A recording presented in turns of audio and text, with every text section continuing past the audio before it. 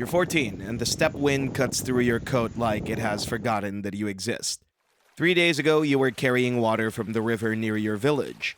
Now your wrists are raw, and the rope burns with every step. The riders move fast. They don't look back. Around you, 8 others stumble forward in a loose line. A woman with a split lip, 2 boys younger than you, and an old man who stopped crying by the second night. You don't know their language. You don't know where they're taking you. The horses move at a pace that forces you to jog. And when you slow, the rope jerks hard enough to pull you to your knees. The grass stretches in every direction. No walls, no roads, nothing to run toward even if you could run. You're brought into a camp before nightfall. Felt tents spread across the ground like a low-gray city. Smoke rising from their tops. Dogs barking as you pass. Children stop and stare. Women speak quickly to each other, pointing. A man with a shaved head and a thick coat walks down the line and looks at each of you the way your father used to look at livestock before the autumn slaughter. He presses your arms, checks your teeth. You stare at the ground. He says something short and flat to the rider holding your rope. The rider nods. The man moves on without looking at your face again. That night, you sleep on the ground inside a smaller tent with the other captives. There's a bowl of cold broth passed around. You drink because you haven't eaten since the morning before. The old man prays in his language, low and steady. You don't understand the words, but you know what they are. You press your back against the felt wall and feel the cold coming through it. You think of your mother. You think of the sound her voice makes when she calls your name. Then you stop thinking of her, because it makes your chest close up and you need to breathe. In the following weeks, you learn the hierarchy of the camp through observation and small punishments. The riders are highest, untouchable, fierce, and moving through the camp with the confidence of men who have never lost a fight. Below them are the household workers and craftspeople, people born to this life, who view the captives with a mixture of indifference and contempt. Below you are the animals. You understand quickly that showing weakness invites cruelty. The other captives begin to separate in your mind. The woman becomes someone to avoid. The 2 boys become invisible. The old man becomes a cautionary tale about what resignation looks like. You survive by making yourself smaller, less noticeable, less worthy of attention. You're 15 and you belong to a household now. The woman who owns you is neither cruel nor kind. She's practical. Her name sounds like something caught in the throat. She has 3 children, a husband who's often away raiding, and more work than her hands can manage. Your days begin before the sun is visible. You milk the mares in the cold dark. You gather dry dung for the fire. You haul water, skin animals, stretch hides across wooden frames until the muscles in your back burn with a deep, constant ache. The work is endless and wordless, and when you make a mistake, she strikes your shoulder with an open hand and points to what you've done wrong. You learn faster than you expect to. Hunger is a good teacher. The language comes slowly. First, the commands. Then, the names of objects. Then, short sentences that let you ask where something is or say that a task is done. The woman's youngest child, a girl of about 6, finds you fascinating. She follows you around the camp and corrects your words without cruelty, only with the confident certainty of a child who has never doubted herself. She teaches you the word for sky, for rope, for horse, for hungry. You repeat them back to her. Then she claps when you get them right. It is the only lightness in your days. You're 16 and you've begun to understand the shape of your life here. There are others like you, captives from different lands, different wars, different unlucky mornings. A man from somewhere far south who speaks with his hands more than his mouth. A woman who was a merchant's wife before the raid who carries herself as though she still is.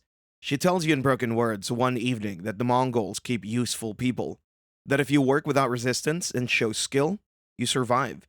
She says it without bitterness, just information, like telling you which berries are safe to eat. The camp moves. This is something you weren't prepared for. Everything folds and rolls and loads onto carts, and the whole city shifts across the steppe like a slow tide. You carry, you pack, you follow. The new ground looks the same as the old ground. The sky is enormous here, bigger than any sky you've seen before, pressing down on the flat world from every angle. At night, the stars are so many and so close that they feel dangerous, like a ceiling about to fall. You begin to understand that motion is part of the structure here, that nothing in this life will ever feel permanent or rooted, that the only constant is the work and the expectations placed on your hands and back. You're 17, and your owner's husband returns from a campaign with new captives and silver and a long scar across his jaw. He looks at you once and speaks to his wife. She answers, he nods. You don't know what was said, but nothing changes, so you assume it wasn't about selling you. The new captives are put to work immediately. One of them, a boy about your age, cries for the first 3 days without stopping. You remember your own first days and say nothing. There is nothing to say that would help. He'll either stop or he won't. The woman gives you a small task that surprises you. She hands you a needle and a bundle of felt and shows you a pattern she wants stitched along the edge of a saddle cover. You've sewn before, back home, and your hands remember what to do. When you finish, she holds it up and examines it. She says a short word that you know means good. She gives you extra meat that evening. You eat it slowly. You understand what the merchant's wife meant. Skill keeps you alive. You become more useful. You practice the stitching pattern on scraps until you can do it faster. The woman watches you work one afternoon, and something in her expression shifts, becomes almost thoughtful. She starts bringing you more specialized tasks, delicate work, complex patterns, repairs on items that matter. You realize you've crossed a line into something new, something between captive and craftsperson. And while you're not free, you're less easily disposable. You're 19 and the woman's husband dies in a battle somewhere east. The news arrives by rider. The woman wails for 2 days and the whole camp is still and heavy. Then she stops and begins managing the household with a harder efficiency than before. 3 of the captives are sent to a different family, payment of some kind or debts being settled. You watch them go. The merchant's wife is among them. You never learn where she ends up. The boy who cried is gone too.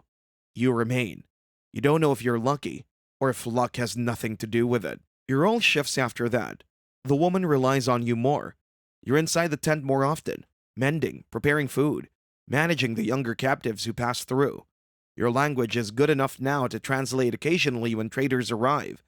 The woman watches you do this with narrowed eyes the first time, as if surprised to discover what you've become. She starts including you in practical decisions, where to camp, which families to trade with. You're still property, that part hasn't changed. But now you're useful property, and you've learned that that's the difference between breathing and not. You're 21 and a Mongol officer notices you during a trade gathering. He's younger than the woman, with a direct stare and rings on 3 fingers. He asks to purchase you, and she names a price that makes him laugh. He pays it anyway. You're given 2 days to gather your things. The woman hands you a felt blanket and a leather pouch of dried meat for the journey. She doesn't say anything else. You bow and leave. You don't feel grief exactly. You feel the cold air of a door left open. The officer's household is larger, more complex. He has 2 wives and a collection of servants and captives from 5 different nations. You're put to work immediately, but the labor is lighter. You interpret, you organize, you manage supply counts. He speaks to you directly, which feels strange after years of being spoken about. He asks where you're from. You tell him. He nods as if filing the information away. The first wife is suspicious of you. She watches your movements with flat, careful eyes. You keep your voice low when she's nearby, and finish every task before she can find fault with it. You're 23 and the officer is gone for long stretches, riding west with the army. The household runs on its own rhythms.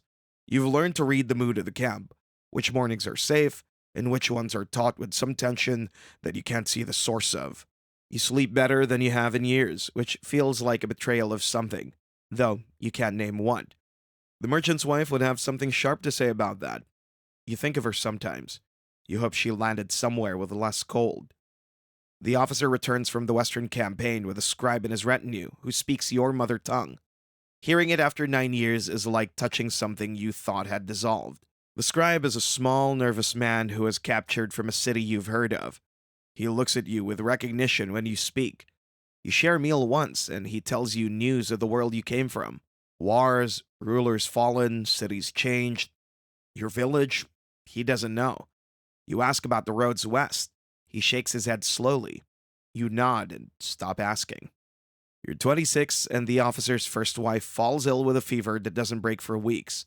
When she dies, the household shifts again. The second wife takes full control, and she's shrewder than the first, harder to read. She keeps you close. You continue your work. The officer, when he returns, holds a long ceremony for his dead wife and then rides out again within a month. The camp folds and moves again, this time further north than you've ever been. The cold is of a different quality here. It has weight. It presses against your skin like a hand flat against a wall. You wrap yourself in the layers you've been given and keep moving. Which god would want this cold? You keep that question inside your chest and ask it to no one.